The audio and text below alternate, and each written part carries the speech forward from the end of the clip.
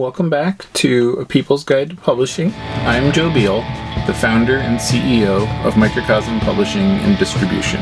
I'm also the author of A People's Guide to Publishing, which distills what I've learned from selling millions of books over the past 25 years. I'm Ellie Blue. I'm the editorial and marketing director here at Microcosm. We are an independent mid-list publisher based in Portland, Oregon. We have 14 employees, over 650 titles in print with 20 to 40 new books per year, and we distribute thousands of titles from other publishers. We started this podcast so that we can share what we've learned with newer publishers so that you can learn from our mistakes. Or maybe you just want to understand the publishing industry. This week, we are going to talk about our biggest mistakes. Ooh. Presumably in publishing? How many hours do you have? I guess it's like, what can the reader or the viewer's soul wear? What is too much punishment? What is the appropriate amount of punishment? Let's keep it on topic, I guess. They already work in publishing. All right, we're putting our hearts on our sleeve for y'all here because... Once again. We do all make mistakes, and as I've been trying to tell people I manage, it's better to talk about them. Yeah. And that, when I did the events for the People's Guide to Publishing book, those were the number one things that struck me, because most people are really just like sort of seeking selfish advice, but the more interesting questions were the ones that were like, I've never seen anybody talk about mistakes they've made before, and your book is just like full of mistakes you've made.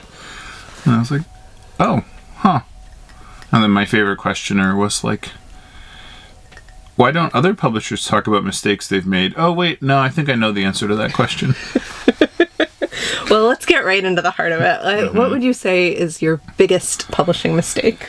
So, yeah, I guess in the broadest, most general sense, it was making decisions without any sort of supporting evidence, So, like, for example... that tends to be, at one time that was doing print runs that were too small.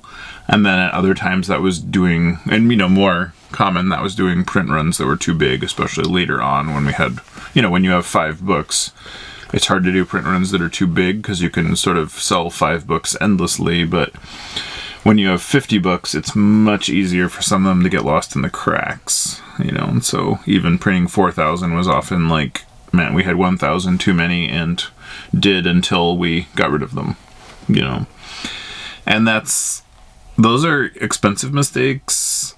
Any decision that's not born of data or like not made with like supporting citation and or at least like, and that's like more than just soul searching. That's got to be something like, okay, like what have the other books sold? Like what would we reasonably expect to sell? And then, rather than like... the popular wisdom in the book is to like grow slowly. So even if you think something is going to be a breakout hit, that doesn't mean you need to print 50,000. You can start with 5 and then do 7 and then do 10 and then sort of figure out what, 6 months looks like reasonably. Whereas, I would just be like 4,000 every book, unless it's 5,000, because then it's really a hit, and that's just not, and it's like, it's hard on the ego, I think, to like backtrack, because there was a point where we could sell that much of anything and everything, and then there wasn't. It's hard to give up on that dream. Yeah, to be like, that was not correct. And many shelves in our warehouse attest to that mistake, being mistaken. Yeah, and it really takes some time to pedal that back and be like, right, start small, you can always reprint. That's probably, and then in the maybe most storied piece of lore about Microcosm of all is the Sounds of Your Name book, where the printer printed the wrong line screen on 4,000 copies. 4,000 magic number. Ooh. An $18,000 print job. And, we just didn't know how to, like, have a negotiation at that time. So, like, all the books were useless. And then when we came back and we said, you ran the wrong line screen on every copy, they were like, oh, so you want to reprint? Oh. And we were like, what? No, you have to fix it. And then that, we eventually settled on a 30% discount on the reprint, even though that should have been completely on them. And, and that, the clock kind of timed out on that, it's just like one of those things where it was just not worth having the fight, I mean, it was worth having the fight, but, like, we just didn't know how to do it. Plus, it's like we were trying to sell books. We were not trying to have a year's protracted battle with our printer. Man. So most of my biggest mistakes have been with, in, like, personnel management, people issues. Mm-hmm. Right. That's just as expensive, honestly, as, like, getting a book wrong when you, like, get off on the wrong foot with someone. Yeah. Or you, like, kind of set the wrong boundaries with the wrong person. Oof. Mm-hmm. That can go really badly. Like, definitely when I first started, I did not know how to manage people, and I didn't really realize that it was a thing you could learn. So I was just like, well, if you try really hard. And then, I would basically be like, oh, that's okay, and then try to kind of, like, pick up the slack when people weren't doing their jobs instead of, like, creating accountability, and then that set an expectation. And when I finally learned, like, oh, you have to, like, let people, do the work or not do the work, and then have the consequences or rewards of that, people who were used to not being managed were really angry, and then that led to some drama. Right. And, at the end of the day, people do want accountability, but more than accountability, they want consistency. Yeah. And, they really don't, people don't go to work to fester and, wither. They go to work to, like, learn and become, to, like, see what they're capable of. Yeah, and to, like, master their skills and grow and do a better job. And, and it's like a conversation that I was having this morning is, like, the difference between, like, your potential and your capabilities are really, like, Donald Trump showed us that we are all qualified to be the president. That there are no qualifications other than being 35 years old and American born. However, there are capabilities that are required to be the president, and I do not have them. Right. And that's sort of an important distinction. And somebody should be managing that position and setting expectations and holding that person accountable. Right. In theory, it works that way. And so, and it's just that difference of, like, people really want, like, they do best when they're held accountable and supported, like, sort of in equal proportion. And I learned that lesson, years ago, too, where I was like, I gave people too much leeway and too much, ability to do things the way they thought. And, I really thought if I gave people enough length to make mistakes, they would learn from those mistakes, but they couldn't really feel or see the financial ramifications of their mistakes, so they just kept making the same mistakes. And then when you try to have that conversation, they would go back to the, like, well, you let me do it the last time, which is just not, like, a growth point for anybody. So how did we correct these mistakes? I feel like this is the other important part of talking about our mistakes, is, like, what have we learned from them and what did we do differently next time? Wait, what? Oh, I thought this was a very different episode. So part of that is you have to, like, have sort of a hard stop and say, things are going to be different soon. Like, this is how, and, and so, like, and this is normally done in a way if you are, like, taking over management from somebody else, and somebody else, like, sort of let somebody get away with something that was causing problems, and maybe that's the reason that person was let go. Mm-hmm. And so, or maybe that's the reason that, like, caused the problem that, created some kind of catastrophe. So you have to really be like, I know that so-and-so was fine with you showing up late for work, not doing your job, like, neglecting this portion of your job, leaving it to somebody else, etc. Whatever the thing is. However, starting on Monday, we will go by the rules. It's harder to do when the former manager was also yourself. That's true. That's typically the circumstance, but that's, like, sort of where that wisdom comes from, is the, like, idea of, like, you can't just start enforcing different rules. You have to have the sit-down talk and say, the new rules will go into effect, which were actually the old rules the way they were written. We just weren't actually following them. So, like, I would, like, please tell me all of your questions and concerns now, and we will address that rather than when it's too late. We both spent a lot of time reading management books also. Mm-hmm. We're just riveting people at parties. And, and that's part of it too, right? Is the, like, figuring out how to have a difficult conversation with somebody. It's true. And then, like, trusting that, like, even if they're upset in the moment and maybe reacting badly, that, like, they'll probably come back the next week and have some kind of brilliant creative solution and, like, feel even better about themselves and do a better job. And with any kind of change, you really need to frame it as, like, you know, you just don't want it to feel arbitrary, so you really want to go back and be like, this is what's going to be different. This is why it's different. This is the problem it's been causing in the past, and this is how it will benefit you. And then this is how it will benefit everyone. Because that's, you know, you can't just say, okay, everybody's going to need to show up before 9 a.m. starting on Monday. You need to be like, here, when you don't show up, then somebody else has to handle this part of your job, and that's unfair to them, and then they are behind, and then their job is really important too. So you want to, you know, show as well as tell, and maybe have a few examples in your pocket, but don't be defensive. Like, you know, like, maybe somebody won't push back. Maybe they'll be like, yeah, I've been feeling that way too, and I'm really glad that you've brought this up, and we can deal with this. Even if they are initially mad, you know, because change is hard, you know, and people want consistency.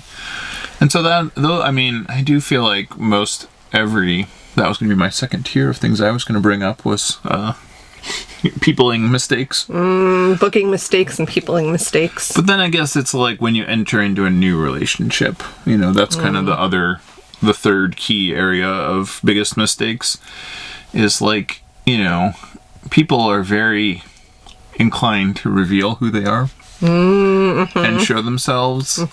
And then it's sort of your responsibility to be like, this person has told me who they are.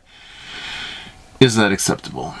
Are you talking about, like, I guess anything, really? Yeah. And it's like any sort of good or bad behavior. You know, people just demonstrate where they're like, I have this concern, and when you're like, well, like, that won't be able to be handled in the way that you would ideally choose, because then our relationship becomes untenable. It's like if your date is, you know, like sleeping around, you can't just be like, okay, well, I'm just going to let you sleep around because, you know, otherwise, you have to be like, that is acceptable to me. That is something that, like, does not impugn my character or my self-image and is not threatening to me. But if you're just like, well, I guess I have to deal with that now, you're not, it's like the relationship is sort of undermined and destroyed from the get-go. So, and then, like, being a publisher is the same way, you know, if somebody reveals themselves to be dramatic in, say, a contract negotiation or in, like, the most basic level of acquisition processes, it's not like they're going to become less dramatic with time. You know, that's showing them that you will accept that treatment and behavior. Some of my biggest regrets and mistakes have been with data. Particularly the robot on Star Trek? Managing marketing data, my job. Also, like, shipping and fulfillment mistakes. Like, I mean, first of all, like, making a mistake where you put in the wrong BISAC code or whatever is very correctable, so long as you, like, listen to the people and have people screening it. But making a mistake where you, like, enter, you know, 10,000 making a mistake where you enter, like, 500 Kickstarter orders with the wrong amount for international shipping is a very big mistake. Mm-hmm. Or if you publish a new adult book, but the cover and all of the comps are young adult, then people are going to rightly assume it's a book for kids. The development mistakes are legion. We could spend a whole episode on that. I feel like we already have. Yeah. Right. I mean, you know, so and we've done those a handful, but not, you know, so the simple wisdom obviously is make your book look like the other successful books in your category, and it's as simple as that. So you don't want to be like, but my friend made a great painting, or I really like this cover that tells me nothing about the book, or, you know, I want to make it look like a self-help book, even though it's a fantasy novel. Like that, it's just, you're nobody doing anybody any favors, and the people that buy it are going to be pissed, and the people that don't buy it are not even going to know it existed, you know? Yeah, letting the author develop a book, I feel like, is a mistake we have made, you have made, every publisher has made this mistake, and then you stop making that mistake. Yeah, and I do not begrudge them, but there are seasons where I let too many authors do their own cover illustration and design, and and in their mind they're like, I'm saving you money, and in my mind I'm like, wow, this is literally takes 10 times as long, if not 30 times as long, than just hiring a professional. Yeah. Because it's like basically teaching somebody, it's like I'm teaching somebody how to be a plumber who just has lived in a house that has pipes their whole life. And, that's probably the best metaphor I could think of, because it's like they think they know, but they don't really know. And they kind of treat it like we're on equal footing here, even though I am the experienced one who is taking the risk. I want to fess up to a mistake I made, a thinking mistake, a thought error.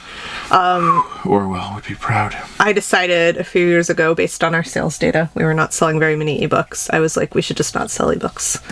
Mm-hmm. And we didn't totally stop, because Joe was smart enough to be like, we should continue selling ebooks and just look for better ways to sell them. But we did not make ebooks for a number of books that season, for a couple seasons, and that was a mistake, honestly. And then we changed our two market forces for ebooks to Inscribe Digital, and they knocked it out of the park. Yep. Thanks, Inscribe.